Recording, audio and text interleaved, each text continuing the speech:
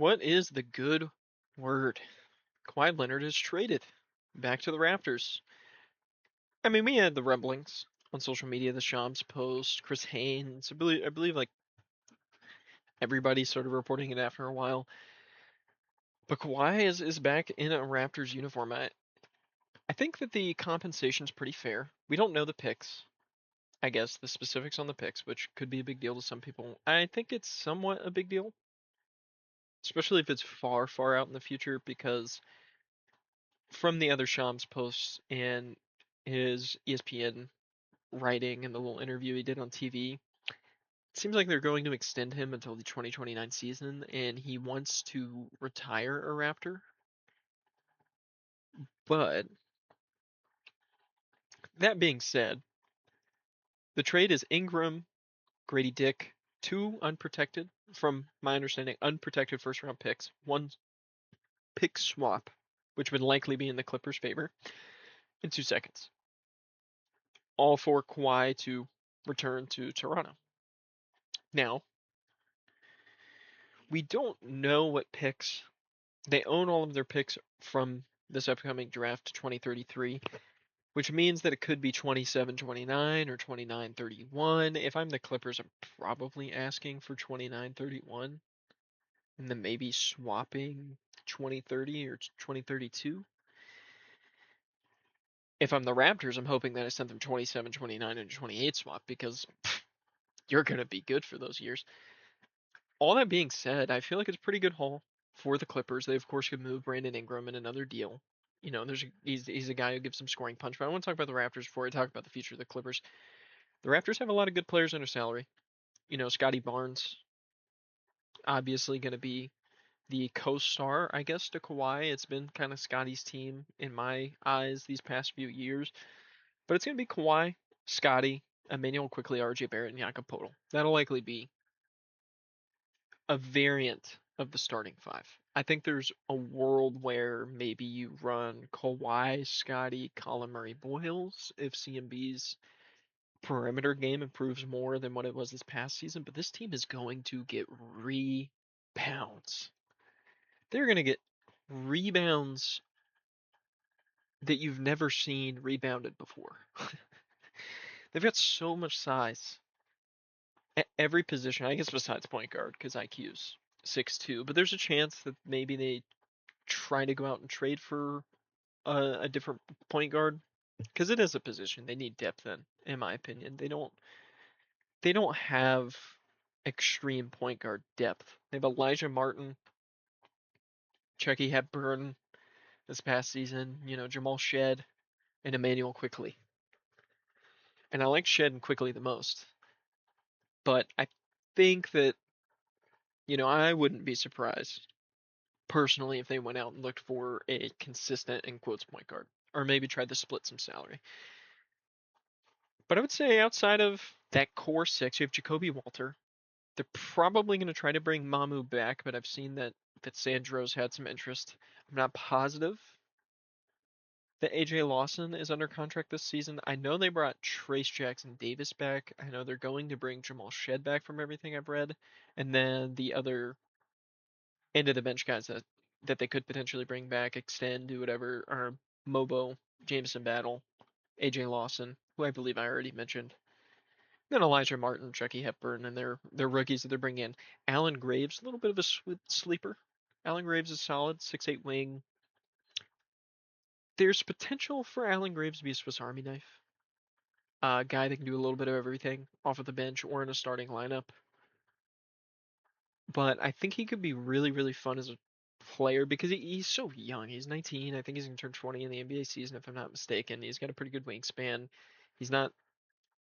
I don't think there's really a clear archetype. Sometimes college players, you can tell, like, oh, this guy's going to be a 3-and-D wing.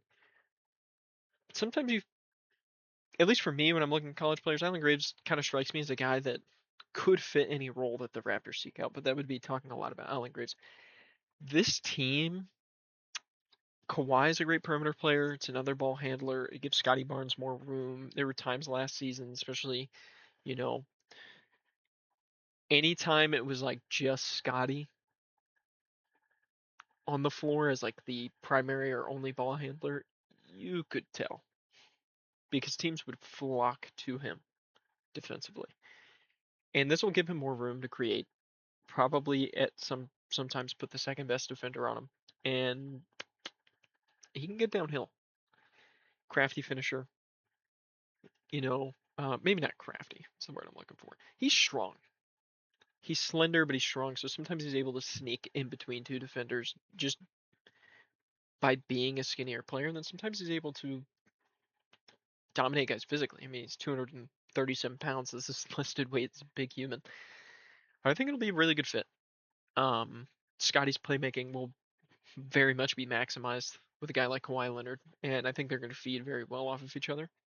And I really love this for Scotty because this is like the ultimate mentor if you want him to take that next step, which I believe he can. I mean, I very much could see a future where Scotty Barnes is your number one option and a guy giving you a really good, efficient, 24 a night. To move to the Clippers.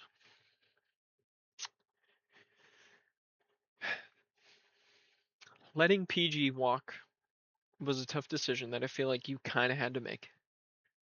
I don't think there was a world where where they wouldn't be punished by the second apron to just the nth degree if they had kept him on a max.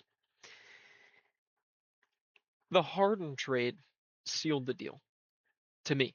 That this was it. This last season was probably it. Dealt him for Darius Garland, much younger. He's 26. Now you're bringing in not really youth in Ingram, but younger. I mean, he's 28. He's still got like 4 prime years, 5 prime years in the NBA. Guys play much deeper into their career nowadays. Bring in youth and a shooter and Grady Dick, and this team isn't going to be. They're not going to be terrible. Under contract that I know of, Garland, Ingram, they're probably going to bring Benedict Mathurin back. He's a restricted free agent. Brook Lopez, Grady Dick. That's an okay team. I think what really sucks for the Clippers is they own a pick, but they don't own their pick. And it's not a lottery pick unless somehow mystically OKC, LAC, and Denver are all in the lottery. Which isn't going to happen. They're probably going to pick at like 25 at the best off of this pick, which is, why I think maybe they would ask Toronto, like, hey, can we get your first this year? They're going to be good enough where they might be in play-in consideration as the 9th, 10th seed. It's not an awful team. They have money. They're going to go out and get more guys. They have Yannick Niederhauser. They have Cam Christie.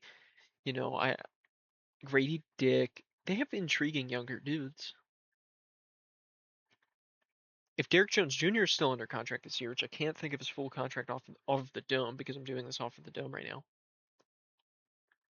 that could be good. They could be a good team. John Collins and Bogey are probably gone. Hawks legends. But outside of that, this could be a half decent team. It's pretty clear there's trending towards a rebuild. I think there's a pretty high chance that guys like Garland and Ingram could get moved before the beginning of the season. And I probably won't have a full feeling on the Clippers until they're done with all their free agency moves. But as it stands right now, they're not going to be the worst team. They're not going to be a team I'd say be a huge playoff threat. But say a couple of bottom teams, like if Luka got hurt for the Lakers, with them not having LeBron anymore, Clippers could steal their spot. you know, Clippers could move up a whole seed because of an injury. Jokic is down for 30 games, and the Clippers going a little run. It could get spooky. Could get really spooky. I think they're a team that as it stands could surprise people as an 8th seed, 7th seed at best. But that's your ceiling. They're going to be fun. They'll put butts in seats. I really hope Yannick gets more playing time. He's a freak athlete, very fun to watch. But overall, I don't think I have a huge take on the Clippers yet. Good compensation. If you get far future picks, those picks could be lottery picks. You never know what the league is going to look like in 5, 6 years. You know what I mean? All in all, I think the Clippers got probably the best possible return. They sold probably, if we're looking at the next 4 years of Kawhi's career, they probably sold at the peak of the next 4 years. And I can't blame them. They just could never get it done. They're not a free agency destination. It's been the Lakers. If you wanted to go to LA, you'd rather go to the Lakers. If you wanted to go to California, why wouldn't you just go to the Warriors or the Lakers? They were always tier three, it felt like. And with all the moves that they've made, writing was on the wall, the rebuild was here. And they finally pulled the trigger. And I think they have some pretty interesting young guys, and there's still a ton of moves that could be made. That all being said, if you watch this video and you enjoy it, like, share, subscribe. Please share it with people. I'm a little dude out here. But I'm excited. I'm excited to see what the Raptors look like next season. This offseason's been insane. This has been really fun, and I'm super thrilled to see what this next NBA season looks like. Anyways, thanks again. Have a good night.